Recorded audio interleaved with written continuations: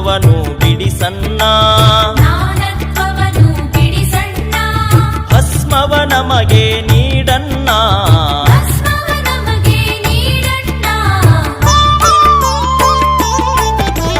ಮಹಿಮಾ ಪುರುಷನು ನೀನನ್ನ ವಚನದ ಅಮೃತ ಉನಿಸನ್ನ ಜಯ ಗುರುದೇವ ಬಸವಣ್ಣ ಬಾಗೇವಾಡಿಯ ನಮ್ಮಣ್ಣ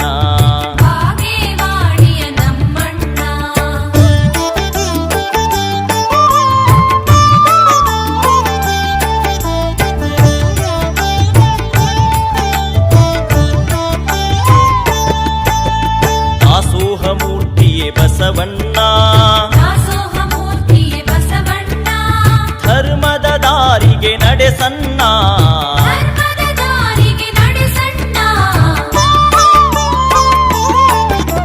ಶರಣರ ಬಳಗಕ್ಕೆ ಹಿರಿಯನ್ನ ಶರಣು ಶರಣು ಶ್ರೀ ಬಸವಣ್ಣ ಜಯ ಗುರುದೇವ ಬಸವಣ್ಣ. ಹಿರಿಯರು ಒಂದು ಮಾತು ಹೇಳ್ತಿರ್ತಾರೆ, ಮಕ್ಕಳಿಗೆ ದುಡ್ಡಿನ ಬೆಲೆ ತಿಳಿಸ್ಬೇಕು ಅಂತ. ಯಾಕೆ ಹೇಳ್ತಾರೆ ಅಂದರೆ, ತಂದೆ ತಾಯಿ ಆದವರು ಎರ್ರ ಬಿರ್ರಿ ಕೇಳಿದಷ್ಟು ದುಡ್ಡು ಕೊಡಬೇಡಿ ಮಕ್ಕಳಿಗೆ, ದುಡ್ಡಿನ ಬೆಲೆ ಗೊತ್ತಾಗೋದಿಲ್ಲ. ಆ ದುಡ್ಡು ಹೆಂಗೆ ಬರುತ್ತೆ, ಆ ದುಡ್ಡು ಬರೋದಕ್ಕೆ ತಂದೆ ತಾಯಿ ಆದಂಥವ್ರು ಎಷ್ಟು ಕಷ್ಟಪಡ್ತಾರೆ, ಎಷ್ಟು ದುಡಿತಾರೆ ಅನ್ನೋದನ್ನು ತಿಳಿಸಿ ಕೊಟ್ಟಾಗ ಖರ್ಚು ಮಾಡುವಾಗ ಯೋಚನೆ ಮಾಡ್ತಾರೆ ಮಕ್ಕಳು ಅನ್ನೋದು ಅದರ ನೀತಿ. ಈ ಮಾತು ಯಾಕೆ ಬಂತಪ್ಪ ಅಂದರೆ, ಹಾಗೆ ಪ್ರತಿಯೊಂದರ ಬೆಲೆನೂ ತಿಳಿಸ್ಬೇಕು. ನಾವು ಅಪ್ಪ ಕೊಟ್ಟಂಥ ಖರ್ಚಿಗೆ ಕೊಟ್ಟಂಥ ಪಾಕೆಟ್ ಮನಿ ಪುಗ್ಸಟ್ಟೆ ಬಂದಿದ್ದಲ್ಲ, ಅದಕ್ಕೋಸ್ಕರ ಆತ ಬೆವರು ಹರಿಸ್ತಾನೆ ಅನ್ನೋ ಅರಿವು ಇದ್ದಾಗ ಮಕ್ಕಳು ಬೇಕಾಬಿಟ್ಟಿ ಖರ್ಚು ಮಾಡೋದಿಲ್ಲ. ಹಾಗೆ ಅದರ ಬೆಲೆ, ಪ್ರತಿಯೊಂದರ ಬೆಲೆನೂ ತಿಳಿಸ್ಬೇಕು ನಾವು. ಮಕ್ಕಳು ಅಂದರೆ ಮುಂದಿನ ತಲೆಮಾರು, ದುಡ್ಡು ಅಂದರೆ ಪರಂಪರೆ, ಧರೋಹರ್, ಬೆಲೆ ತಿಳಿಸ್ಬೇಕು. ಹಾಗೆ ರಾಮ ಮಂದಿರ ಹೋಗಿ ನಿಂತ್ಕೊಂಡು, ಸಖತ್ತಾಗಿದೆ, ದೊಡ್ಡದಾಗಿದೆ, ಮಸ್ತ್ ಕೆತ್ತಿದ್ದಾರೆ, ಅಷ್ಟೇ ಅಲ್ಲ, ಅದು ಅಲ್ಲಿ ಬರೋದಕ್ಕೆ ಕಾರಣ ಆಗಿದ್ದೇನು ಅನ್ನೋದು ಗೊತ್ತಾಗಬೇಕು. ಸುಮ್ಮನೆ ಬಂದಿದ್ದಲ್ಲ ಅದು. ಯಾರೋ ಒಂದೆರಡು ಜನರಿಗೆ ರಾಮ ಮಂದಿರ ಮಾಡಿಸ್ಬೇಕು ಅನ್ನಿಸ್ತು, ಇನ್ನೊಂದೆರಡು ಜನರ ಹತ್ರ ದುಡ್ಡು ಕೇಳಿದ್ರೆ ಮಂದಿರ ಮಾಡೋಣ ಕೊಡ್ರಿ ಅಂದರು, ಒಂದೆರಡು ಜನ ದುಡ್ಡು ಕೊಟ್ಟರು, ಯಾವ ಮಂದಿರ ಕೆತ್ತು ನಿಲ್ಲಿಸ್ಬಿಟ್ರು. ಹಂಗೆಲ್ಲ ಅದಾಗಿದ್ದು. ಪ್ರತಿಯೊಂದರ ಬೆಲೆ ತಿಳಿಸ್ಬೇಕು. ನಾನು ಮತ್ತೆ ಹೇಳ್ತೀನಿ, ಸ್ವಾತಂತ್ರ್ಯದ ಬೆಲೆ ಅಂತ ತಿಳಿಸಿಲ್ಲ ನಾವು ಸರಿಯಾಗಿ. ದೇಶಕ್ಕೆ ಸ್ವಾತಂತ್ರ್ಯ ಬಂದಿದೆಯಲ್ಲ, ಅದಕ್ಕೆ ನಾವು ತೆತ್ತಿರುವ ಬೆಲೆ ಏನು ಅನ್ನೋದನ್ನು ತಿಳಿಸಿಲ್ಲ.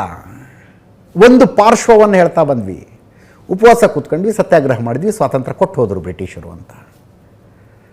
ಲಕ್ಷಾಂತರ ಜನರ ಬಲಿದಾನ ಆಗಿದೆ ಅದಕ್ಕೆ. ಬ್ರಿಟಿಷರ ಗುಂಡಿಗೆ ಎದೆ ಒಡ್ಡಿದ್ದಾರೆ. ಅವರ ನೇಣಗಂಭದಲ್ಲಿ ಸ್ವಾತಂತ್ರ್ಯ ಹೋರಾಟಗಾರರ ಹೆಣಗಳ ತೇಲಾಡಿದ್ದಾವೆ. ಅಪರಿಚಿತ ಜೈಲುಗಳಲ್ಲಿ ಶಿಕ್ಷೆಗೊಳಗಾಗಿ ಕೊರಗಿ ನರಳಿ ಸತ್ತೋಗಿದ್ದಾರೆ. ಅವರೆಲ್ಲರ ಹೋರಾಟದ ಫಲವಾಗಿ 1942ರಲ್ಲಿ ಸ್ವಾತಂತ್ರ್ಯ ಬಂತು. ದೇದಿ ಹಮೆ ಆಜಾದಿ ಬಿನಾ ಖಡ್ಗ ಬಿನಾ ಢಾಲ್ ಸಾ ಬರಮತಿಕೆ ಸಂತ ತೂನೆ ಕರ್ದಿಯಾ ಕಮಾಲ್ ಇದೆಯಲ್ಲ, ಅದು ಒಂದು ಪಾರ್ಟ್ ಅದು ಸ್ವಾತಂತ್ರ್ಯ ಹೋರಾಟದಲ್ಲಿ. ಈ ಬಲಿದಾನದ ಕಥೆ ಹೇಳಿದಾಗ ನಮಗೆ ಬಂದಿರುವ ಸ್ವಾತಂತ್ರ್ಯವನ್ನು ಎಷ್ಟು ಜವಾಬ್ದಾರಿಯಿಂದ ನಾವು ನೋಡ್ಕೋಬೇಕು ಅನ್ನೋ ಪರಿಜ್ಞಾನ ಬರುತ್ತೆ. ಪರಿಜ್ಞಾನ ಅವಾಗ ಬರೋದು. ಸ್ವಾಮೀಜಿ, ಹಂಗೆ ಚಲೋ ಇದ್ದವ್ರಿಗೆ ತ್ರಾಸ ಯಾಕಿರ್ತದೆ? ನಿಮ್ದೆಲ್ಲ ಪ್ರಶ್ನೆ.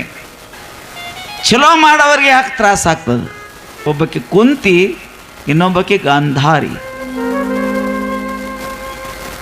ಕುಂತಿಗೆ 5 ಮಕ್ಕಳಿದ್ದು, ಗಾಂಧಾರಿಗೆ 101 ಇದ್ದು.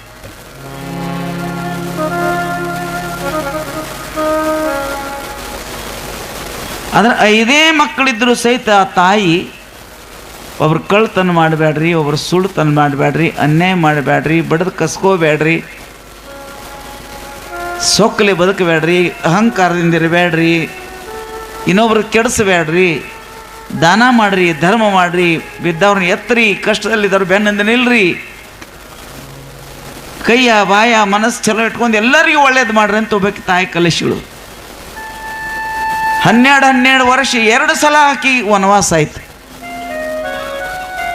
ಅದರ ಕಡೆ ಕುಂತಿ ಮಕ್ಕಳ ಗೆದ್ದು ಧರ್ಮರಾಜ ಸಿಂಹಾಸನ ಮೇಲೆ ಕುಂತ. ಗಾಂಧಾರಿಗೆ ನೆಗೆನಿಗೆ 101 ಮಕ್ಕಳಿದ್ದು, ಒಂದು ಉಳಿಲಿಲ್ಲ. 16 ಲಕ್ಷ ಸೇನಾ ಇತ್ತು, ಎಲ್ಲ ರಾಜರು ಇವ್ರ ಕಡೆನೇ ಇದ್ರು. ಅದರ ಕುಂತಿ ಮಕ್ಕಳ ಕಡೆ ಧರ್ಮ ರಕ್ಷಣೆಗಾಗಿ ಒಬ್ಬ ಕೃಷ್ಣ ಪರಮಾತ್ಮ ನಿಮ್ಮಂಥವ್ರು ಚಲೋ 4 ಮಂದಿ ಬಿಟ್ಟರೆ ಇಲ್ಲ, ದೊಡ್ಡ ದೊಡ್ಡವರ ಶೂರರೆಲ್ಲ ಧೀರರೆಲ್ಲ 16 ಲಕ್ಷ ಸೇನೆ 106 ರಾಜರು ಸಹಾಯ ಮಾಡಕ್ಕೆ ಬಂದಿದ್ರು, ಅಧರ್ಮದ ಸಹಾಯ ಮಾಡಕ್ಕೆ ಬಂದಿದ್ರು. ಬೆಂಕಿಯಾಗ ಒಣದು ಹಸಿದು ಕೂಡಿ ಅಡ್ಡು ಸುಟ್ಟು ತಂದಂಗೆ 16 ಲಕ್ಷ ಸೇನೆ 101 ಮಕ್ಕಳು ಎಲ್ಲರೂ ನೆಲ ಸಮಾನಾಗಿ ರಕ್ತದ ನದಿ ಹರಿತೋ. 5 ಮಕ್ಕಳಿದ್ರು ಕೂಡ ಈ ಮಕ್ಕಳು ಯಾಕೆ ಉಳಿದ್ರಿ? ಧರ್ಮದ ನೀತಿಯಿಂದ ಬಾಳೆ ಬದುಕುವಂಥದನ್ನು ಕಲಿಸುವಂಥ ತಾಯಿ ಸಂಸ್ಕಾರ ಮೊದಲನೇ ಪಾಠಶಾಲೆ ಯಾವುದ್ರಿ? ಮನೆ. ಮೊದಲನೇ ಗುರು ಯಾರು? ತಾಯಿ. ನಮ್ಮ ಮಕ್ಕಳೆಲ್ಲ ಕೈಯಾಗ ಮೊಬೈಲ್ ಹಿಡ್ಕೊಂಡು ಯಾರೂ ಮಾತು ಕೇಳುವಲ್ಲ, ಒಂದು ಮನೆ ಶೆಟೆತಾವ ಯಾಕೆ ಓದತ್ತೇನ್ರಿ? ಹೇಳ್ರವ, ಅವು ಇಟ್ಟಿಟ್ಟದಾವ 7ನೇಂತೆ 8ನೇಂತೆ ಒಟ್ಟು ಏನಾದ್ರು ಪುಸ್ ಯಾಕೆ ಮಾಡತ್ತಾವ ಓದತ್ತೇನ್ರಿ? ಅವನ ಸಂಸ್ಕಾರ ಕಡಿಮೆ ಐತಿ. ದೇವ್ರ ಜಗಲಿ ಮ್ಯಾಗ ಲಕ್ಷ್ಯ ಇಲ್ಲ. ನಮ್ಮ ಅಜ್ಜಿಗಳೆಲ್ಲ ಹಿರಿಯರೆಲ್ಲ ರಾಮಾಯಣ ಮಹಾಭಾರತ ನೀತಿ ಕಥೆ ಹೇಳ್ತೀರ, ಅವ್ರು ಹೋಗಿಬಿಟ್ರು. ಮೊದಲನೇ ಮನೆಯೇ ಪಾಠಶಾಲೆ. ಮೊದಲನೇ ಗುರು ಹಡದಂಥ ತಾಯಿ ಒಬ್ಬಕ್ಕೆ ಕುಂತಿ ನೀತಿ ನ್ಯಾಯ ಧರ್ಮದಿಂದ ಬಾಳೆ ಬದುಕ್ರೆ ಅಂತ ಕಲಿಸರು. ಅವರು ಧರ್ಮ ರಕ್ಷಣೆಗಾಗಿ ಒಬ್ಬ ಗುರು ಹಾಗೆ ಕೃಷ್ಣ ಭಗವಂತ ದೇವರು ಬೆನ್ನಿಂದ ಬಂದ ನಿಂತ. ಮುತ್ತಿನಂಥ 5 ಮಕ್ಕಳಿದ್ದರು ಸಹಿತ ಧರ್ಮ ಹಸ್ತಿನಾಪುರ ಸಿಂಹಾಸನ ಮೇಲೆ ರಾಜ ಧರ್ಮ ಕುಂತ ಎಷ್ಟೋ ವರ್ಷ ಸಮಾಜಕ್ಕಾಗಿ ಧರ್ಮದ ರಾಜ್ಯ ಮಾಡಿರುವಂಥ. ತಂಗಿನ ಕಳಸಾಗ ಬಂದಿದ್ದ ಗಾಂಧಾರಿ ತಮ್ಮ ಅನ್ನ, ಅವ ಯಾರು ಹೇಳ್ರಿ? ಶಕುನಿ. ಅವು ಇಟ್ಟಿಟ್ಟ ಸಣ್ಣಾಗಿದ್ದಾಗಿಂದ ನೀವು ಯಾರಿಗೂ ಮನೆ ಮಾಡ್ರಿ, ಯಾರಿಗೂ ಕೈ ಮುಗಿಬೇಡ್ರಿ, ರಾಜರ ಮಕ್ಕಳದ್ರಿ, ನಿಮಗ ಆಗಲಿ. ಅವು 5 ಅದಾವತ್ರ 5 ಬೆಳಕು ಕಡ್ದಂಗೆ ಅವೆಲ್ಲ ಮುಗಿಸ್ರಿ, ಅಂದ್ರೆ ಸೊಕ್ಕಲೆ ಇರ್ರಿ, ಬಗ್ಗಬೇಡ್ರಿ, ಕೈ ಮುಗಿಬೇಡ್ರಿ, ಹಂಗಂತ ತಿಳ್ಕೊಂಡು ಸಣ್ಣ ಇರುವಂಥ 101 ಮಕ್ಕಳಿಗೆಲ್ಲ ಸ್ವಾರ್ಥ ಅಹಂಕಾರ ದ್ವೇಷ ಅನ್ನುವಂಥ ಕೆಟ್ಟ ವಿಷದ ನೀರು ಹನಿಸಿದ. ಗಾಂಧಾರಿ ಮಕ್ಕಳದೊಂದು ದೊಡ್ಡ ಬಳ್ಳಿ, 101 ಮಕ್ಕಳು ಬಳ್ಳಿತ್ತಲ್ಲ, ಆ ಬಳ್ಳೆಲ್ಲನೂ ಕೈ ಆತು. ಆ ಕಾಯಿಗಳೆಲ್ಲ ಕೈ ಆದವು. ಅದಕ್ಕೆ ಕಾರಣ ಶಕುನಿ ಅಂತಕ್ಕಂಥ ಒಬ್ಬ ಯಾವಾಗಲೂ ದ್ವೇಷದ ಕೆಟ್ಟ ಸಂಸ್ಕಾರ ನೀರು ಹಾಸೋದ್ರಿಂದ ಅಖಂಡವಾಗಿರ್ತಕ್ಕಂಥ ಒಂದು ಮನಿತನ ದ್ವೇಷದಲ್ಲಿ ನಡ್ಕೋತು. ಸಂಘ 2 ರೀ. ಶಕುನಿ ಮಾಮನ ಸಂಘ ಮಾಡಿದವರು ಗಾಂಧಾರಿ ಮಕ್ಕಳು. ತಾಯಿ ಸಂಸ್ಕಾರ ಕೃಷ್ಣ ಭಗವಂತನ ಸಾನ್ನಿಧ್ಯದಲ್ಲಿದ್ದವರು ಪಾಂಡವರು. ಕೊನೆಗೆ ವಿಜಯ ಕಷ್ಟ ಆದ್ರೆ ಆಯಿತು, ಆದರೆ ವಿಜಯ ಯಾರಿಗೆ ಆತಂದ್ರೆ ಪಾಂಡವರಿಗೆ ಆಯ್ತು.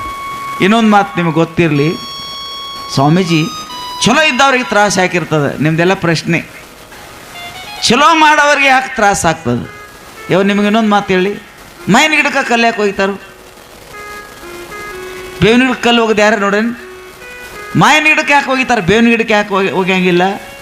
ಮಾಯಿನ ಗಿಡ ಒಂದು ಕಲ್ಲು ಹೊಡೆಸ್ಕೊಂಡ್ರೆ ಏನು ಕೊಡ್ತದೆ? ಸಿಹಿಯಾದಂಥ ಹಣ್ಣು ಕೊಡ್ತದೆ. ಒಳ್ಳೆದರದ ಪರೀಕ್ಷೆ ಇರ್ತದೇನ, ಕೆಟ್ಟದ ಪರೀಕ್ಷೆ ಇರೋಂಗಿಲ್ಲ.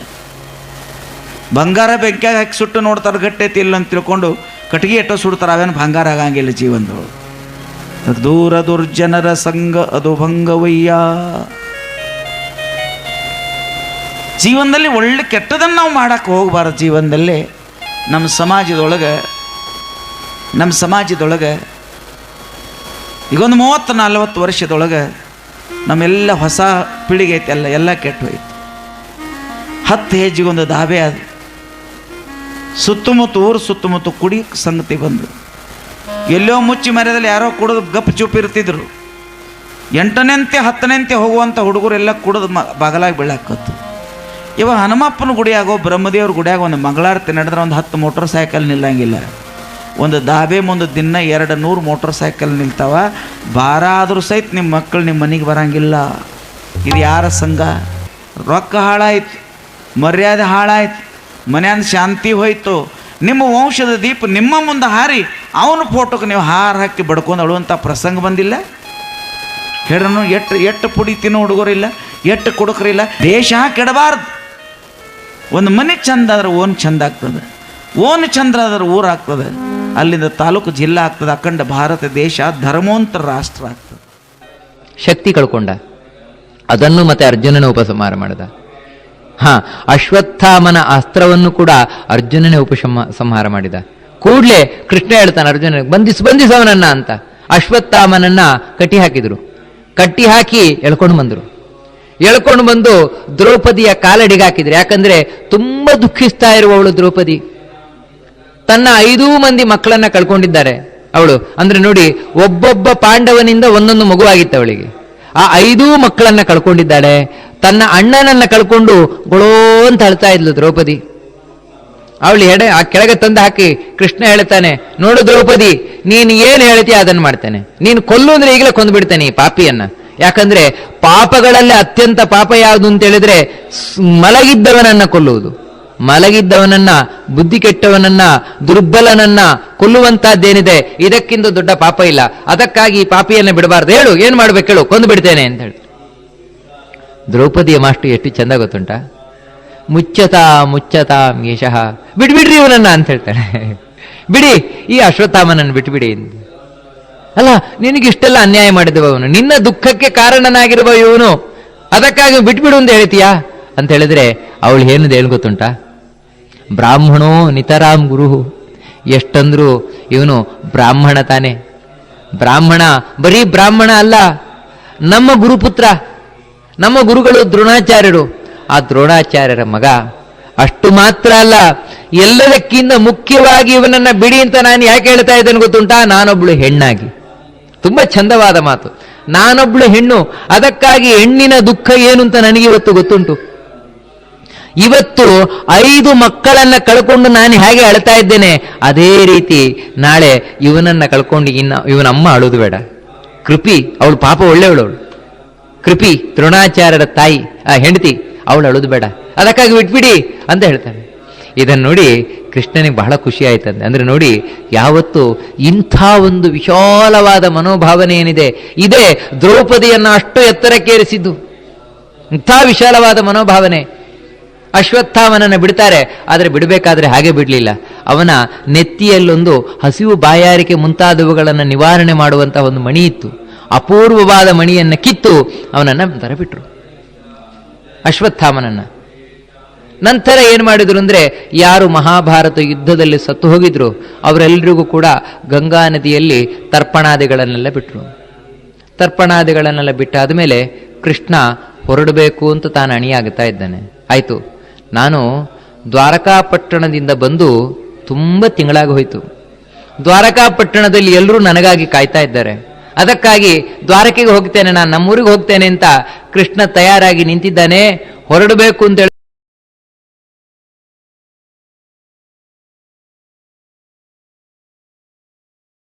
ಅಂತ ಆಯ್ತು, ನಾನು ನಿನ್ನ ಹೊರಡ್ತೇನೆ ಅಂತ ಹೇಳ್ಬೇಕಾದ್ರೆ ಬಂದವಳು ಕುಂತಿ ಎದುರಿಗೆ ಬಂದ್ಲು ಕೃಷ್ಣನ ಎದುರಿಗೆ. ಇನ್ಯಾರು ಅಲ್ಲ, ಕುಂತಿ ಅವನ ಸೋದರತ್ತೆ, ಕೃಷ್ಣನ ಸೋದರತ್ತೆ. ಕೃಷ್ಣನ ತಂದೆ ವಸುದೇವನ ತಂಗಿಯೇ ಕುಂತಿ. ಅವಳು ಕೃಷ್ಣನಿಗೆ ಬಂದು ಕೈ ಜೋಡಿಸಿದ್ಲು. ಕೈ ಜೋಡಿಸಿ ಕೃಷ್ಣನನ್ನ ಪ್ರಾರ್ಥನೆ ಮಾಡ್ತಾಳೆ. ನಿನಗೆ ನಮಸ್ಕಾರ ಅಂತ ಹೇಳ್ತಾ, ನೀನು ಸಾಮಾನ್ಯನಲ್ಲ, ಸಾಕ್ಷಾತ್ ನಾರಾಯಣ. ನಿನ್ನನ್ನ ಹೊಗಳುವ ಸಾಮರ್ಥ್ಯ ಋಷಿಮುನಿಗಳಿಗೆ ಇಲ್ವಂತೆ, ನನ್ನಂಥ ಒಬ್ಬಳು ಹೆಣ್ಣು ಎಷ್ಟು ತಾನೇ ಹೊಗಳಿಯಾಳು. ನೀನು ಅವತಾರ ಮಾಡಿ ಬಂದೆ ಅಂತ ಹೇಳ್ತಾರೆ. ಯಾತಕ್ಕೋಸ್ಕರ ಅಂತ ಹೇಳಿದ್ರೆ, ಕೆಲವರು ಹೇಳ್ತಾರೆ ಧರ್ಮವನ್ನ ಸ್ಥಾಪನೆ ಮಾಡ್ಲಿಕ್ಕೋಸ್ಕರ ಅಂತ, ಇನ್ನು ಕೆಲವರು ಹೇಳ್ತಾರೆ ದುಷ್ಟರ ಸಂಹಾರ ಮಾಡ್ಲಿಕ್ಕೋಸ್ಕರ ಅಂತ, ಇನ್ನು ಕೆಲವರು ಹೇಳ್ತಾರೆ ವಸುದೇವ ದೇವಕಿಯರನ್ನ ಸಂತೋಷಗೊಳಿಸ್ಲಿಕ್ಕೋಸ್ಕರ, ಅವರ ವರವನ್ನ ಸಾರ್ಥಕ ಮಾಡ್ಲಿಕ್ಕೋಸ್ಕರ ಅಂತ. ಇನ್ನು ಕೆಲವರು ಹೇಳ್ತಾರೆ ಇದು ಯಾವುದಕ್ಕೂ ಅಲ್ಲ, ಮತ್ತೆ ತಾನು ಅವತಾರ ಮಾಡಿ ಬಂದು ಇಲ್ಲಿ ನಡೆದಾಡ್ತಾ ಇಡೀ ಭೂಮಿಯನ್ನು ಪವಿತ್ರಗೊಳಿಸ್ಲಿಕ್ಕೋಸ್ಕರ ಅಂತ. ಇನ್ನು ಕೆಲವರು ಹೇಳ್ತಾರೆ ಕೃಷ್ಣನಾಗಿ ಭಗವಂತ ಯಾಕೆ ಅವತಾರ ಮಾಡಿ ಬಂದ ಅಂದ್ರೆ ಅವನ ಕಥೆಯನ್ನ ಹೇಳಿ ನಾವು ಉದ್ಧಾರ ಆಗೋಣ ಅಂತ. ಆ ಭಗವಂತನ ಕಥೆಯನ್ನ ಹೇಳಿ ಉದ್ಧಾರ ಆಗಲಿ ಎನ್ನುವ ದೃಷ್ಟದಿಂದ ಭಗವಂತ ಕೃಷ್ಣನಾಗಿ ಅವತಾರ ಮಾಡಿ ಬಂದ ಅಂತ. ಕುಂತಿ ಹೇಳ್ತಾಳೆ, ಆದರೆ ನಾನು ಹೇಳ್ತೇನೆ ಎಲ್ಲವೂ ಸತ್ಯವೇ ಅಂತ. ನೀನು ಇದೆಲ್ಲಕ್ಕೋಸ್ಕರ ಅವತಾರ ಮಾಡಿ ಬಂದವ ಅಂತ ಹೇಳಿ, ಹೇ ಭಗವಂತ, ನಿನ್ನ ಬಳಿ ನಂದೊಂದು ಪ್ರಾರ್ಥನೆ, ಇದನ್ನೊಂದು ನೀನು ಪೂರ್ತ ಮಾಡಬೇಕು. ಏನು ಪ್ರಾರ್ಥನೆ ನೋಡಿ, ಬದುಕಿನಲ್ಲಿ ಸಾಯುವ ತನಕ ಅಪ್ಪೀತಪ್ಪಿಯೂ ನಾವು ಕೇಳುವುದಿಲ್ಲ. ಅಂಥ ಒಂದು ಪ್ರಾರ್ಥನೆಯನ್ನು ಮಾಡ್ಕೊಳ್ತಾಳೆ. ಏನು ಗೊತ್ತಾ, ಅವಳು ನಿಮ್ಗೆ ಆಶ್ಚರ್ಯ ಆಗ್ಬೋದು, ದೇವರೇ ಜೀವನದಲ್ಲಿ ಕಷ್ಟ ಕೊಡು ಅಂತ. ನಾವು ದೇವರ ಹತ್ರ ಹೋಗಿ ದೇವರೇ ಸುಖ ಕೊಡು ಅಂತ ಕೇಳ್ತೇವೆ. ಆದರೆ ಕುಂತಿ ಕೊಡುವುದೇನು ಗೊತ್ತುಂಟ? ದೇವರೇ ಜೀವನದಲ್ಲಿ ಕಷ್ಟ ಕೊಡು ನನಗೆ. ವಿಪದ ಸಂತು ನ ಶಶ್ವತು, ಅಲ್ಲಲ್ಲಿ ಕಷ್ಟ ಬರ್ತಾ ಇರಲಿ ಜೀವನದಲ್ಲಿ. ಯಾಕೆ ಗೊತ್ತುಂಟ? ಆ ಕಷ್ಟ ಬಂದಾಗಲೇ ನೀನು ಇಷ್ಟ ಆಗುವುದು ಅಂತ. ದೇವರು ಯಾವಾಗ ಇಷ್ಟ ಆಗ್ತಾನೆ ಅಂದ್ರೆ ಸುಖ ಬಂದಾಗಲ್ಲ, ಕಷ್ಟ ಬಂದಾಗ. ಅದಕ್ಕೆ ಜೀವನದಲ್ಲಿ ಕಷ್ಟ ಕೊಡು. ಕುಂತಿಯ ಮಾತು ಬರಿಯ ಮಾತಲ್ಲ, ಇಡೀ ಜೀವನದಲ್ಲಿ ಅವಳು ಅನುಭವಿಸಿದ ಪರಿಪಕ್ವವಾದ ಮಾತು. ನೋಡಿ, ಮಹಾಭಾರತದಲ್ಲಿ ಇಬ್ರು ಜೀವನದಲ್ಲಿ ಸುಖವನ್ನೇ ಕಾಣದವರು. ಒಬ್ಬಳು ಕುಂತಿ, ಇನ್ನೊಬ್ಬ ಭೀಷ್ಮ. ಇವರಿಬ್ಬರ ಜೀವನ ಭಾರೀ ದುಃಖಮಯ.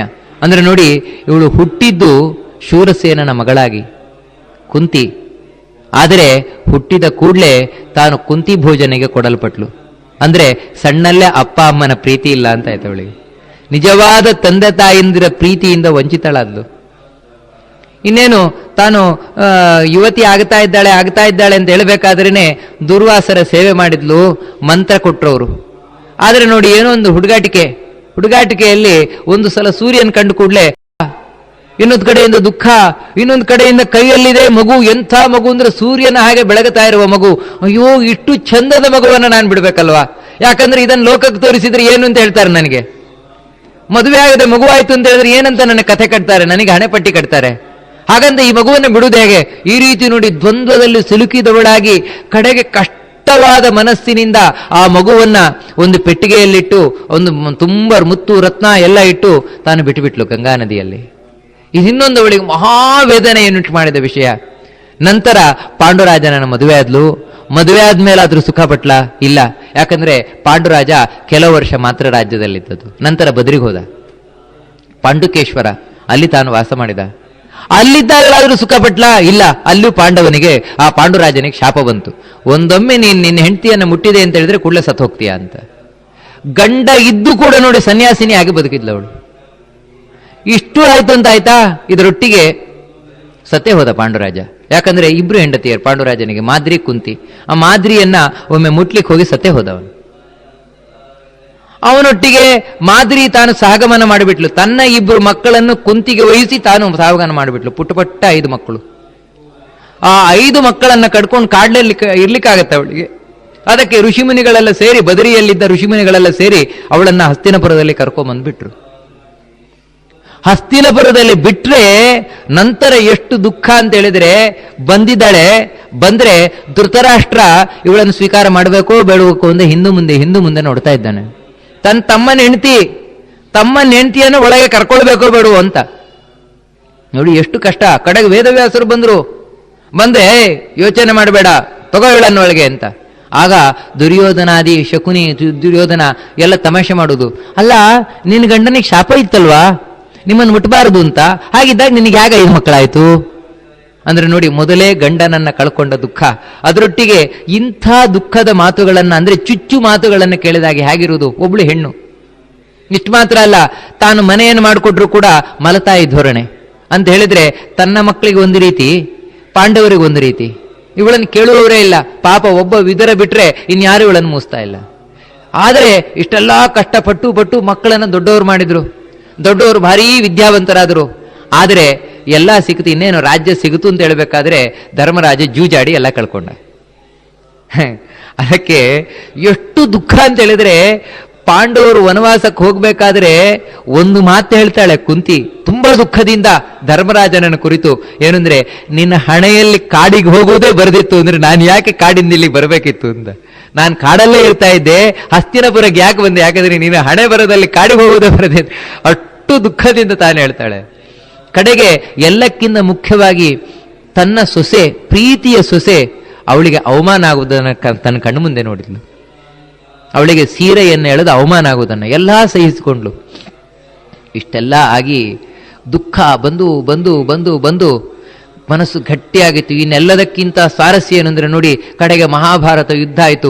ಯುದ್ಧದಲ್ಲಾದ್ರೂ ಖುಷಿ ಪಟ್ಲ? ಇಲ್ಲ, ಅಲ್ಲೂ ದುಃಖವೇ. ಯಾಕಂದ್ರೆ ತನ್ನ ಮಕ್ಕಳೇ ಹೊಡೆದಾಡ್ಕೊಳ್ತಾ ಇದ್ದಾರೆ. ಈ ಕಡೆ ಕರ್ಣ ನಿಂತಿದ್ದಾನೆ, ಈ ಕಡೆ ಅರ್ಜುನ ನಿಂತಿದ್ದಾನೆ, ಇಬ್ರು ತನ್ನ ಮಕ್ಕಳೇ. ಆದರೆ ತನ್ನ ಮಗ ಅಂತ ಹೇಳಲಿಕ್ಕಿಲ್ಲ. ನೋಡಿ, ಮಗ ಎದುರಿಗೆ ನಿಂತಿದ್ದಾನೆ, ತನ್ನ ಮಗ ಅಂತ ಹೇಳಲಿಕ್ಕಿಲ್ಲ. ಈ ರೀತಿ ಅಲ್ಲೂ ದುಃಖವೇ ಪಟ್ಲು. ಇಷ್ಟೆಲ್ಲ ದುಃಖ ಪಡ್ತಾ ಪಡ್ತಾ ಪಡ್ತಾ ಆ ಎಲ್ಲ ದುಃಖವನ್ನು ಕೂಡ ಮೀರಿ ನಿಂತದ್ದು ಹೇಗಂತ ಹೇಳಿದ್ರೆ ಕೃಷ್ಣನ ಅನುಗ್ರಹದಿಂದ. ಅದರಿಂದಾಗಿ ಗಟ್ಟಿಯಾಗಿ ಹೇಳ್ತಾಳೆ, ಕೃಷ್ಣ ಜೀವನದಲ್ಲಿ ಕಷ್ಟ ಕೊಡು ನನಗೆ ಅಂತ. ಯಾಕಂದ್ರೆ ಕಷ್ಟ ಬಂದಾಗಲೇ ನೀನು ಇಷ್ಟ ಆಗುವುದು ಅಂತ. ಬಂದದ್ದೆಲ್ಲ ಬರಲಿ ಗೋವಿಂದನ ದಯವಂದಿರಲಿ, ಇದೇ ದಾಸರು ಹೇಳುವಂಥದ್ದು. ಬರಲಿ ನೋಡಿ, ಯಾವತ್ತು ದೇವರ ಹತ್ರ ಹೋಗಿ ಕಷ್ಟ ಕೊಡಬೇಡ ಅಂತ ಹೇಳಬಾರದಂತೆ. ಯಾಕಂದ್ರೆ ಕಷ್ಟ ಕೊಡಬೇಡ ಅಂತ ಹೇಳಿದ್ರೆ ನಾವು ಮಾಡಿದ ಪಾಪ ಎಲ್ಲಿಗೆ ಹೋಗಬೇಕು? ನಾವು ಮಾಡಿದ್ದನ್ನು ಅನುಭವಿಸಲೇಬೇಕು. ನಾವು ಯಾವತ್ತು ಮನುಷ್ಯ ಏನು ಪಾಪ ಮಾಡಿದ್ದಾನೆ ಅದನ್ನು ಅನುಭವಿಸಿಯೇ ತೀರ್ಬೇಕು ಅವನು. ಅದಕ್ಕೆ ಯಾವತ್ತು ಇದೇ ಇಲ್ಲ, ಅವಶ್ಯಮೇವ ಭೋಕ್ತವ್ಯಂ ಕೃತಂ ಕರ್ಮ ಶುಭಾಶುಭಂ ಅಂತ. ಅದಕ್ಕಾಗಿ ದೇವರೇ ಕಷ್ಟ ಕೊಡಬೇಡ ಕಷ್ಟ ಕೊಡಬೇಡ, ನೀವು ಇನ್ನೂ ದೇವರಿಗೆ ಫೋರ್ಸ್ ಹಾಕಿದ್ರೆ, ಒತ್ತಡ ತಂದ್ರೆ ದೇವರು ಏನ್ ಮಾಡ್ತಾನೆ ಗೊತ್ತಾ? ಕಷ್ಟವನ್ನ ಕ್ಯಾನ್ಸಲ್ ಮಾಡುವುದಿಲ್ಲ, ಮತ್ತೆ ಕಷ್ಟವನ್ನು ಪೋಸ್ಟ್ಪೋನ್ ಮಾಡ್ತಾನೆ ಅಷ್ಟೇ, ಇನ್ನೇನು ಮಾಡುವುದಿಲ್ಲ. ಅಂದ್ರೆ ಯೌವನದಲ್ಲಿ ಕಷ್ಟ ಬೇಡ ಅಂದ್ರೆ ವೃದ್ಧಾಪ್ಯಕ್ಕೆ ದುಡ್ತಾನೆ, ವೃದ್ಧಾಪ್ಯದಲ್ಲಿ ಕಷ್ಟ ಬೇಡ ಅಂದ್ರೆ ಸಾಯುವಾಗ ಕೊಡ್ತಾನೆ. ಅದಕ್ಕೆ ಸಾಯುವಾಗ ಆಸ್ಪತ್ರೆಯಲ್ಲಿ ಒದ್ದಾಡ್ತಾ ಇಂಟೆನ್ಸಿವ್ ಕೇರಲ್ಲಿದ್ದು ಉಸಿರು ಬಿಡ್ಲಿಕ್ಕಾಗದೆ ಒದ್ದಾಡ್ತಾ ಪ್ರಾಣ ಬಿಡುವುದು. ಯಾಕಂದ್ರೆ ದೇವರಲ್ಲಿ ಮೊದಲು ಪ್ರಾರ್ಥನೆ ಮಾಡಿ, ದೇವರೇ ಕಷ್ಟ ಕೊಡಬೇಡ ಎಲ್ಲ ಒಟ್ಟಿಗೆ ಸೇರಿಸಿ ಕೊಡ್ತಾನೆ. ಯಾವತ್ತು ಅದಕ್ಕೆ ದೇವರೇ ಕಷ್ಟ ಕೊಡಬೇಡ ಅಂತ ಹೇಳ್ಬಾರದು, ಮತ್ತೆ ದೇವರೇ ಕಷ್ಟ ಕೊಡು, ಆದರೆ ಆ ಕಷ್ಟವನ್ನ ಎದುರಿಸುವ ಶಕ್ತಿ ಕೊಡು, ಅದು ಬೇಕು ಯಾವತ್ತು. ಯಾಕಂದ್ರೆ ಕಷ್ಟ ಬಂದಾಗಲೇ ದೇವರು ತನ್ನ ಇರುವಿಕೆಯನ್ನು ತೋರಿಸುವುದು, ಸುಖ ಬಂದಾಗಲ್ಲ. ಸುಖ ಬಂದಾಗ ಯಾರಿಗೆ ನಾನೇ ದೇವರು ಅಂತ ಕಾಣಿಸ್ತದೆ ಹೊರತು ದೇವರು ಯಾಕೆ ಬೇಕು ಅಂತ ಕಾಣಿಸ್ತದೆ. ಕಷ್ಟ ಬಂದಾಗ ಅಯ್ಯೋ ದೇವರೇ ನೀನೇ ದೊಡ್ಡವನು ಇದೆಲ್ಲ ಕಾಣಿಸ್ತದೆ. ಅದನ್ನೇ ದ್ರೌಪದಿ ಕುಂತಿ ತುಂಬಾ ಚಂದ ಕೇಳಿಸ್ತಾನೆ. ಯಾಕಂದ್ರೆ ದೇವರೇ ಐಶ್ವರ್ಯ ಕೊಡಬೇಡ, ಸಂಪತ್ತು ಕೊಡಬೇಡ. ಯಾಕಂದ್ರೆ ಇದೆಲ್ಲ ಕೊಟ್ಟೆ ಅಂದ್ರೆ ಒಂದು ಸಂಪತ್ತು ಬಂದ್ರೆ ಅದರೊಟ್ಟಿಗೆ ಬರುವುದು ಏನು ಗೊತ್ತುಂಟಾ? ಏದಮಾನ ಮದಃ ಪುಮಾನ್, ಅವನಿಗೆ ಬರೋದು ಅಹಂಕಾರ. ಮನುಷ್ಯ ಅಹಂಕಾರ, ದುಡ್ಡು ಬಂದ ಕೂಡಲೇ ನನಗೆಲ್ಲರೂ ಬೆಲೆ ಕೊಡಬೇಕು, ನಾನು ದೊಡ್ಡ ಮನುಷ್ಯ, ನನಗೆ ಯಾರು ಬೆಲೆ ಕೊಡದೆ, ಈ ರೀತಿ ತಾನು ಅಹಂಕಾರಿಯಾಗುತ್ತಾನೆ, ಮದಭರಿತನಾಗ್ತಾನೆ. ಅದಕ್ಕೆ ಅಂಥ ಸಂಪತ್ತು ಬೇಡ, ಕೊಡು ಕಷ್ಟವನ್ನು, ಕಷ್ಟದ ಮೇಲೆ ಕಷ್ಟವನ್ನ. ಆ ಕಷ್ಟದಲ್ಲಿ ನೀನು ಇಷ್ಟ ಆಗಬೇಕು, ನಿನ್ನನ್ನು ನಂಬಬೇಕು, ಕಷ್ಟ ಪರಿಹಾರ ಆಗಬೇಕು. ಆಗ ದೇವರಿದ್ದಾನೆ ಅಂತ ಗೊತ್ತಾಗಬೇಕು, ಇಲ್ಲದ್ರೆ ದೇವರಿದ್ದಾನೆ ಅಂತ ಗೊತ್ತಾಗುದಿಲ್ಲ. ಇಷ್ಟು ಹೇಳಿ ಕಡೆಗೊಂದು ಹೇಳ್ತಾರೆ, ಅಥ ವಿಶ್ವೇಶ ವಿಶ್ವಾತ್ಮನ್.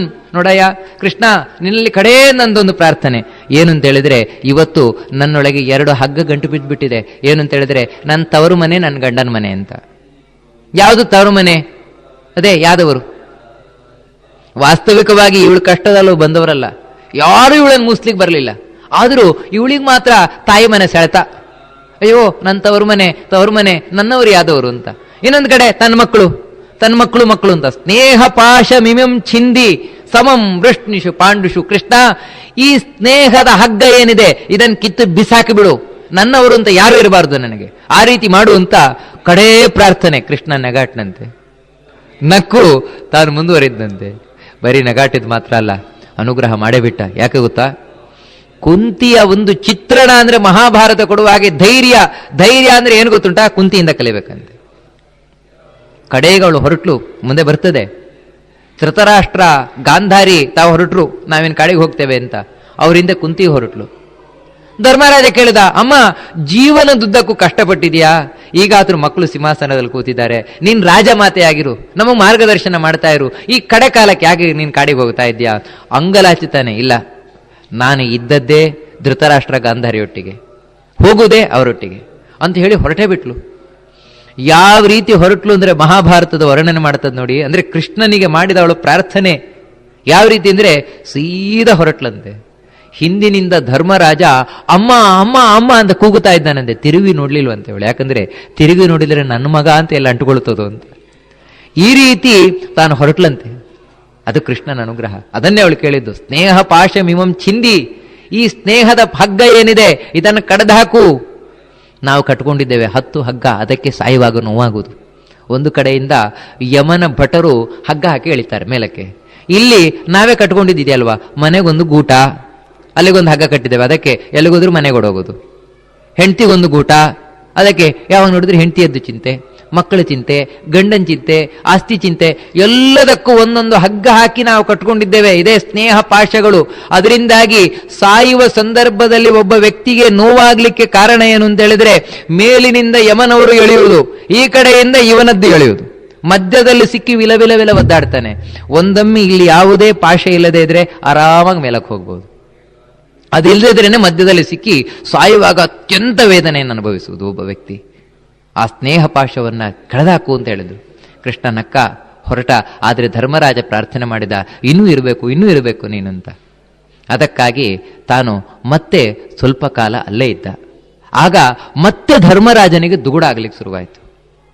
ತುಂಬಾ ಮತ್ತೆ ಟೆನ್ಷನ್, ಏನೋ ಒಂದು ರೀತಿ ಟೆನ್ಷನ್ ಧರ್ಮರಾಜನಿಗೆ. ಕೃಷ್ಣ ಇದ್ರೂ ಕೂಡ ಅದಕ್ಕೆ ಯಾವ ರೀತಿ ಪರಿಹಾರವನ್ನು ಕೊಟ್ಟ ಅಂದ್ರೆ ನೋಡಿ, ವಾಸ್ತವಿಕವಾಗಿ ಕೃಷ್ಣ ಅಂತ ಹೇಳಿದ್ರೆ ಬರೀ ದೇವರು ಅಂತ ಮಾತ್ರ ಅಲ್ಲ, ದೊಡ್ಡ ಮನೋವೈದ್ಯ. ಇಡೀ ಮಹಾಭಾರತದಲ್ಲಿ ನಾವು ನೋಡಿದರೆ ಈ ಎಲ್ಲಾ ಮಾನಸಿಕ ರೋಗಗಳಿಗೆ ಚಿಕಿತ್ಸೆ ಕೊಡುವವನೇ ಕೃಷ್ಣ. ಆ ರೀತಿ ದೊಡ್ಡ ಮಾನಸಿಕ ರೋಗ ದುರ್ವಾಯಿತು ಧರ್ಮರಾಜನಿಗೆ. ಅದಕ್ಕೆ ಯಾವ ರೀತಿ ಕೃಷ್ಣ ಚಿಕಿತ್ಸೆಯನ್ನ ಕೊಟ್ಟ, ಯಾರಿಂದ ಕೊಡಿಸಿದ, ತುಂಬಾ ಚೆಂದಾಗಿ ಏಕೆ ಎಂದು ಆಗ ಶ್ರೀಕೃಷ್ಣನು ಮುಗುಳ್ನಗುತ್ತಾ ಹೇಳಿದನಂತೆ, ಸುಖ ಎಲ್ಲರ ಬಳಿಯೂ ಇದೆ, ಆದರೆ ಎಲ್ಲರೂ ಇನ್ನೊಬ್ಬರ ಸಂತೋಷದಿಂದ ದುಃಖಿಗಳಾಗಿದ್ದಾರೆ ಅಷ್ಟೇ. ನೆಮ್ಮದಿ ಯಾವುದೇ ವಸ್ತು ಹಣದಲ್ಲಿ ಇರುವುದಿಲ್ಲ, ನಮ್ಮ ಆಲೋಚನೆ ಮತ್ತು ಮನಸ್ಸಿನಲ್ಲಿ ಇರುತ್ತದೆ. ಕಷ್ಟಪಡದೆ ಸಿಕ್ಕ ಫಲ ಎಂದಿಗೂ ಸುಖವನ್ನು ಕೊಡುವುದಿಲ್ಲ. ಸುಖವನ್ನು ಕಷ್ಟಪಡುವುದರಲ್ಲಿ ಹುಡುಕಿ. ಸ್ನಾನ ದೇಹವನ್ನು, ಧ್ಯಾನ ಮನಸ್ಸನ್ನು, ದಾನ ಧನವನ್ನು, ಯೋಗ ಜೀವನವನ್ನು, ಪ್ರಾರ್ಥನೆ ಆತ್ಮವನ್ನು, ವ್ರತ ಆರೋಗ್ಯವನ್ನು, ಕ್ಷಮೆ ಸಂಬಂಧಗಳನ್ನು, ಪರೋಪಕಾರ ಅದೃಷ್ಟವನ್ನು ಪವಿತ್ರಗೊಳಿಸುತ್ತದೆ. ಕೇವಲ ದೇವರನ್ನು ಪೂಜಿಸುವುದರಿಂದ ಪುಣ್ಯ ಬರುವುದಿಲ್ಲ. ಉತ್ತಮ ಬುದ್ಧಿ, ಉತ್ತಮ ಯೋಚನೆ, ಉತ್ತಮ ಕೆಲಸ, ಉತ್ತಮ ಮಾತು, ಉತ್ತಮ ವರ್ತನೆ, ಕರುಣೆ ಅಹಿಂಸೆಯಿಂದ ಪುಣ್ಯ ಸಿಗುತ್ತದೆ. ಮುಂಬರುವ ಜನ್ಮಕ್ಕೆ ಈ ಜನ್ಮವೇ ಬುನಾದಿಯಾಗಿರುವುದು ನಿಜ. ವೇದಿಕೆಯಲ್ಲಿ ಹೇಳಬೇಕು ಹೇಳಬಾರ್ದಂತ ಭಾಳ ಅನ್ಕೊಂಡಿದ್ದೆ, ಆದರೆ ಹೇಳದೆ ಇದ್ದರೆ ನಡೆಯೋದಿಲ್ಲ ಅನ್ನೋದಕ್ಕೆ ಹೇಳಕತ್ತಿದ್ದೆ. ಕೆಲವು ದಿನಗಳ ಹಿಂದೆ ಗವಿಸಿದ್ದೇಶ್ವರನ ಹೆಸರನ್ನು ರೈಲ್ವೆ ಸ್ಟೇಷನ್ಗೆ ಇಡಬೇಕು ಅಂತ ಅದೇನು ನೀವೇನು ಪೋಸ್ಟ್ ಮಾಡೋದು, ಆ ಸಂಘಟನೆ ಕೂಡೋದು, ಈ ಸಂಘಟನೆ ಕೂಡೋದು. ನಾನೆಲ್ಲ ಭಕ್ತರಲ್ಲಿ ಹೇಳೋದಿಷ್ಟೇ, ಗವಿಸಿದ್ದಪ್ಪಜ್ಜನ ಮಠವನ್ನು ನಮ್ಮ ಆವರಣ ಬಿಟ್ಟು ಒಟ್ಟ ಬೈಲಿ ಕರ್ಕೊಂಡು ಹೋಗ್ಬೇಡ್ರಿ. ನಮಗಿದೆ ನಿಮ್ಮೆಲ್ಲಲ್ಲಿ ಕೇಳ್ಕೊಳ್ಳೋದು. ನಾನು ಎಷ್ಟಕ್ಕೆ ಸೀಮಿತ ಅದೇನು. ಇವತ್ತು ರೈಲ್ವೆ ಸ್ಟೇಷನಿಗೆ ಅಂತೀರಿ, ನಾಳೆ ವಿಶ್ವವಿದ್ಯಾಲಯಕ್ಕೆ ಅಂತೀರಿ, ಏರ್ಪೋರ್ಟಿಗೆ ಅಂತೀರಿ, ಏನು ಗುದ್ದಾಡ್ಕೊಂತ ಹೋಗೋದಿರ್ತೈತೆ ಅವ್ರ ಜೊತೆಗೆ. ಏಸು ಮಂದಿ ಸ್ಟ್ರೈಕ್ ಮಾಡೋರು ಅಲ್ಲೇ ಕುಂತಾರ. ನಿಮಗೊಂದ ಹೇಳ್ತೀನಿ ನಾನು, ಗವಿಸಿದ್ದಪ್ಪಜ್ಜ ನಿಮ್ಮೆಲ್ಲರ ಉಸಿರಿನಲ್ಲಿರುವಾಗ ಮತ್ತೊಂದಕ್ಕೆ ಅವನ ಹೆಸರು ಯಾಕಂತ. ಎಂದು ಇದು ಕೊನೆ, ಇನ್ಮೇಲೆ ನಾ ಯಾವ ಭಕ್ತರಿಗೆ ಈ ವಿಷಯದಲ್ಲಿ ಹೇಳೋದಿಲ್ಲ. ಎಂದೂ ಗವಿಸಿದ್ದಪ್ಪಜ್ಜನ ನಿಮ್ಮ ಭಕ್ತಿ ನನಗೆ ಗೊತ್ತೈತಿ, ಅದಕ್ಕೆ ಹೆಸರಿಡಬೇಕು, ಇದಕ್ಕೆ ಹೆಸರಿಡಬೇಕು, ಆ ಪೋಸ್ಟ್ ಮಾಡಬೇಕು, ಈ ಪೋಸ್ಟ್ ಮಾಡಬೇಕು. ನೀವು ಪೋಸ್ಟ್ ಮಾಡೋದಿಲ್ಲ, ನಮ್ಮನ್ನು ಪೋಸ್ಟ್ ಮಾಡ್ತಿರೋದ್ರಾಗಷ್ಟೆ. ಸೊ ಅದನ್ನು ಮಾಡಬೇಡ್ರಿ. ಎರಡನೇದ್ದು, ನನ್ನ ಮೇಲೆ ನಿಮಗೆ ಭಾಳ ಅಭಿಮಾನ ಇರ್ಬೋದು, ಪ್ರೀತಿ ಇರ್ಬೋದು. ಗವಿಮಠವನ್ನು ಇನ್ನೊಂದು ಮಠದ ಜೊತೆ ಹೋಲಿಸೋದು, ಗವಿಮಠದ ಸ್ವಾಮಿಗಳನ್ನು ಇನ್ನೊಂದು ಮಠದ ಸ್ವಾಮಿಗಳ ಜೊತೆ ಹೋಲಿಸೋದು, ಕಂಪ್ಯಾರಿಸನ್ ಮಾಡೋದು, ಅದಕ್ಕೊಂದು ಪೋಸ್ಟ್ ಹಾಕೋದು, ದಯವಿಟ್ಟು ಇದನ್ನೆಲ್ಲ ಮಾಡಬೇಡಿ. ನಾನು ತಿಳ್ಕೊಂಡಿದ್ದಿಷ್ಟೇ, ಇಡೀ ನಾಡಿನ ಎಲ್ಲ ಪೂಜ್ಯರ ಪಾದದ ಧೂಳಾಗಿ ನಾವು ಬದುಕಬೇಕಷ್ಟೆ. ಯಾರ ಜೊತೆಗೂ ಹೋಲಿಸ್ಬೇಡ್ರಿ. ಎರಡು. ಮೂರನೇದ್ದೇನೆಂದ್ರೆ, ನೀವು ಸುಮ್ಮನೆ ಕುಂದ್ರ ಮಂದೆಲ್ಲ ಅಜ್ಜವ್ರಿಗೆ ಆ ಪ್ರಶಸ್ತಿಗೆ ಹೆಸರು ಕೊಡ್ರಿ, ಈ ಪ್ರಶಸ್ತಿ ಕೊಡ್ರಿ ಅಂತ ಪೋಸ್ಟ್ ಮಾಡೋಕ್ಕೆ ಶುರು ಮಾಡ್ತೀರಿ. ನಾನು ಬರುವ ಪ್ರಶಸ್ತಿಗಳನ್ನು ತಿರಸ್ಕರಿಸುವಷ್ಟು ದೊಡ್ಡವನಲ್ಲ, ಅದನ್ನು ಸ್ವೀಕರಿಸುವ ಅರ್ಹತೆ ನನಗಿಲ್ಲೋ ಅನ್ನುವಂಥ ವಿನಯವಂತ ನಾನಷ್ಟೇ, ವಿನಮ್ರತೆ ನನ್ನಲ್ಲಿದೆ. ಆ ಅರ್ಹತೆ ಬೇಕು, ಅದು ನನ್ನಲ್ಲಿಲ್ಲ. ಅದಕ್ಕಾಗಿ ನನಗೂ ದೊಡ್ಡ ಪ್ರಶಸ್ತಿ ಅಂದ್ರೆ ನೀವೆಲ್ಲ ಪ್ರೀತಿಯಿಂದ ನಮ್ಮ ಅಜ್ಜರಂತ ನಿಮ್ಮ ಎದೆಯಾಗ ಜಾಗ ಕೊಟ್ಟಿರಲ್ಲ, ಅದು ಭಾಳ ದೊಡ್ಡ ಪ್ರಶ್ನೆ. ದಯವಿಟ್ಟು ಇನ್ನು ಮುಂದೆ ಈ ಮೂರು ಯಾರೂ ಮಾಡಬೇಡ್ರಿ. ಅಜ್ಜವರು ನನಗೆ ಹೇಳಿಬಿಟ್ಟಿದ್ದಾರೆ ಇದನ್ನು. ನಾನು ಮಾಡೋದು ಇಷ್ಟೇ ಕೆಲಸ. ಏನು ಅಂದ್ರೆ ಒಂದು ಪೂಜೆ, ಓದು ಮತ್ತು ಸೇವೆ. ನನಗೆ ಆ ಜಾತಿ, ಈ ಧರ್ಮ, ಆ ಧರ್ಮಗಳ ಗಲಾಟೆಗೂ ಕರ್ಕೊಂಡು ಹೋಗಬೇಡ್ರಿ. ನನ್ನ ಧರ್ಮ ಮತ್ತು ನನ್ನ ಧರ್ಮದ ಪರಿಭಾಷೆ ಏನು ಅಂದ್ರೆ ಲವ್ ಆಲ್ ಸರ್ವ್ ಆಲ್. ಇದು ನನ್ನ ಧರ್ಮದ ಪರಿಭಾಷೆ ಅಷ್ಟೆ. ಎಲ್ಲರನ್ನು ಪ್ರೀತಿಸು, ಎಲ್ಲರನ್ನು ಸೇವಾ ಮಾಡು. ಇದನ್ನು ಬಿಟ್ಟರೆ ಇದಕ್ಕೆ ಮಿಕ್ಕಿದ ಧರ್ಮದ ಪರಿಭಾಷೆಗಳನ್ನು ತಿಳಿದುಕೊಳ್ಳುವಷ್ಟು ಪಂಡಿತನೂ ನಾನಲ್ಲ. ನನಗೆ ಗೊತ್ತಿರುವುದಿಷ್ಟೇ, ನಾನು ಇದನ್ನು ಮಾಡ್ತೇನೆ. ಇದನ್ನು ಬಿಟ್ಟು ದಯವಿಟ್ಟು ನನಗೆ ಯಾವ ಹೊರಗೂ ಕರ್ಕೊಂಡು ಹೋಗ್ಬೇಡ್ರಿ. ನನಗೆ ಅಜ್ಜಾರು ಹೇಳ್ಯಾರ,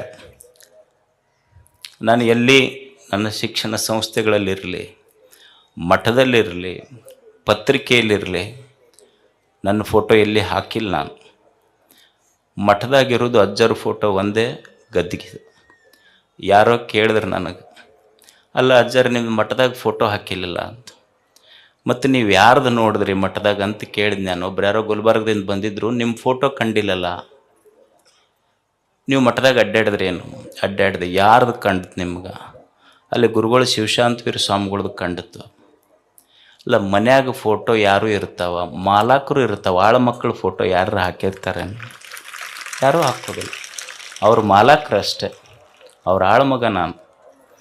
ದೇಹ, ಈ ದೇಹದೊಳಗೆ ಜೀವಿರುವಷ್ಟು ದಿವಸ ಅವನ ಸೇವೆ ಮಾಡೋದು ಮತ್ತು ಸಾಧ್ಯ ಇದ್ದಷ್ಟು ನಿಮ್ಮ ಸೇವೆ ಮಾಡೋದು. ಇಷ್ಟು ಬಿಟ್ಟರೆ ಬೇರೆ ಗೊತ್ತಿಲ್ಲ ನನಗೆ. ಮತ್ತು ನನಗೆ ಎಳ್ಕೊಂಡು ಹೋಗ್ಬಿಟ್ರೆ ಒತ್ತಾಯ ಮಾಡಿ. ಅದಕ್ಕೆ ನನ್ನ ನನ್ನ ನನ್ನ ಭಾವನೆಗಳನ್ನು ನೀವು ಅರ್ಥ ಮಾಡಿಕೊಡ್ರಿ ಅಷ್ಟೆ. ಯಾಕಂದರೆ ಸಮಾಜ ಬಹಳ ಸೂಕ್ಷ್ಮವಾಗಿ ಹೋಗ್ತಾ ಇದೆ. ನನಗೆ ಹೊರಗಿನ ವಿಷಯಗಳಲ್ಲಿ. ಸಾವ್ಕಾರ ನಮಸ್ಕಾರ ರೀ. ನಮಸ್ಕಾರ ರೀ. ಗಣಪತಿ ಕುಣಿಸಿದ್ದು ರೀ, ಗಣಪತಿ ಮಹಾಪ್ರಸಾದಕ್ಕೆ ಪಟ್ಟಿ ಕೊಡ್ರಲ್ಲ, ಒಂದು 5,000 ರೀ. ಎಷ್ಟ? 5,000 5,000 ರೀ. ತಗೋರ್ಲೆ. ಅಂದಂಗ ಇದು ಗೊಗಲ್ ಇಲ್ಲಿ ತಂದಿ? ಇದ್ರಿ ಸಾವ್ಕಾರ, ಇದು ಆನ್ಲೈನ್ ರೀ. ಆನ್ಲೈನ್? ಹಾ ರೀ. ನೀ ಇದು ಶರ್ಟ್ ಎಲ್ಲಿ ತಂದಿ? ಆನ್ಲೈನ್ ರೀ. ನೀ ಇವ ಚಪ್ಪಲ್ ಎಲ್ಲಿ ತಂದಿ? ಇವು ಆನ್ಲೈನ್ ರೀ. ಮತ್ತ ಆನ್ಲೈನ್ ದವ್ರ ಕಡೆನ ಪಟ್ಟಿ ಬೇಡ್ಬೇಕಲ್ಲ ನೀವು, ನಮ್ ಕಡೆ ಯಾಕೆ ಬೈಂದಿರಿ? ನಾನು ಹಿಂಗ್ ಮಾತಾಡ್ಕೋದ್ರು ದೋಸ್ತ. ನೀ ಆ ಚೋಪನ ಮಗ ಅಲ್ಲ? ಮನ್ಯಾಗ ಹಾಸ್ಪಿಟಲ್ ಆಪರೇಷನ್ ಕರಕ್ ಬೇಕಾದಾಗ ಅರ್ಧ ರೊಕ್ಕ ಎಲ್ಲ ವ್ಯಾಪಾರಸ್ಥರ ಪಟ್ಟಿಗೊಳೆ ಮಾಡಿ ಕೊಟ್ಟಿದ್ದು ಮರತಿ. ಎಲ್ಲರಿಗೂ ಒಂದು ವಿಷಯ ಹೇಳ್ತಾನು, ಯಾರ ತಪ್ಪು ತಿಳ್ಕೊಬೇಡ್ರಿ. ಊರಾಗ ಒಂದು ಯಾವ್ದೋ ಸಮಾಜ ಕಾರ್ಯ ಆಗ್ಬೇಕಾದ್ರು ನಾವೆಲ್ಲ ವ್ಯಾಪಾರಸ್ಥರು ಸೇರೆ ಪಟ್ಟಿ ಕೊಡ್ತೀವಿ. ಊರಾಗ ಒಂದ್ ಯಾವ್ದೋ ಗುಡಿ ಗುಂಡಾರ ಆಗ್ಬೇಕಾದ್ರು ಎಲ್ಲ ವ್ಯಾಪಾರಸ್ಥರು ಸೇರೆ ನಿಮ್ಗೆಲ್ಲ ಪಟ್ಟಿ ಕೊಡ್ತೀವಿ. ಮತ್ತ ಉದ್ರಿ ತನನ ನಮ್ಮ ವ್ಯಾಪಾರಸ್ಥರ ಕಡೆ ಬಂದ ರೊಕ್ಕ ಇದ್ದಾಗ ಆನ್ಲೈನ್ ಶಾಪಿಂಗ್ ಮಾಡ್ತೀರಿ ನೀವೆಲ್ಲ. ರೊಕ್ಕ ಬೇಡಾಕ್ ಹೆಂಗ ಸ್ವತಃ ಮಾಡಿ ಬರ್ತೀರಿ, ಹಂಗ ನಮ್ಮ ಊರಿನ ವ್ಯಾಪಾರಸ್ಥರು ಬೆಳಿಲಿ ಅಂತ ಹೇಳಿ ನೀವೆಲ್ಲರೂ ವ್ಯಾಪಾರ ಮಾಡಕ್ಕೂ ಹಿಂಗ ಬರ್ಬೇಕು. ಅಂಗಡಿ ಬಾಡಿಗೆ, ಲೈಟ್ ಬಿಲ್, ಟ್ರಾನ್ಸ್ಪೋರ್ಟ್ ಖರ್ಚ ಯಾವ್ದೂ ಹೊಂಟುಲ್ದ ನಮ್ಮ ಊರಾಗ 100 ಅಂಗಡಿ ಬಂದ್ ಬಿದ್ದು. ಎಷ್ಟೋ ವ್ಯಾಪಾರಸ್ಥರ ಸಾಲಗಾರರಾಗಿ ರೋಡಿಗೆ ಬಂದ್ರು, ಎಷ್ಟೋ ಕುಟುಂಬಗಳು ಬೀದಿಗೆ ಬಂದು. ಅಷ್ಟಾದ್ರೂ ಇರ್ಲಿ, ನಮ್ಮೂರಾಗ ಗಣಪತಿ ಮಹಾಪ್ರಸಾದ್ ಮಾಡತ್ತೀರಿ, ಒಯ್ಯಿರಿ. ಇನ್ ಮುಂದ್ರೆ ಆನ್ಲೈನ್ ಶಾಪಿಂಗ್ ಬಿಟ್ಟ ನಮ್ಮಂತ ವ್ಯಾಪಾರಸ್ಥರ ಕಡೆ ವ್ಯಾಪಾರ ಮಾಡ್ರಿ. ನಮಸ್ಕಾರ. ದೋಸ್ತ, ಅವ್ರು ಹೇಳುದ ಎಷ್ಟು ಕರಿ ಐತಿ. ನಾವು ರೊಕ್ಕ ಇದ್ದಾಗ ಆನ್ಲೈನ್ ಶಾಪಿಂಗ್ ಮಾಡ್ತೇವು, ಉದ್ರಿ ಅನ್ನ ನಮ್ಮ ಅಂಗಡಿಯವ್ರ ಕಡೆ ಬರ್ತೇವು. ಇನ್ನ ನಮ್ಮ ಊರವ್ರ ಕಡೆ ನಾವು ವ್ಯಾಪಾರ ಮಾಡ್ರ ಅವರು ಬೆಳಿತಾರು, ನಮ್ಮನ್ನು ಬೆಳೆಸ್ತಾರು.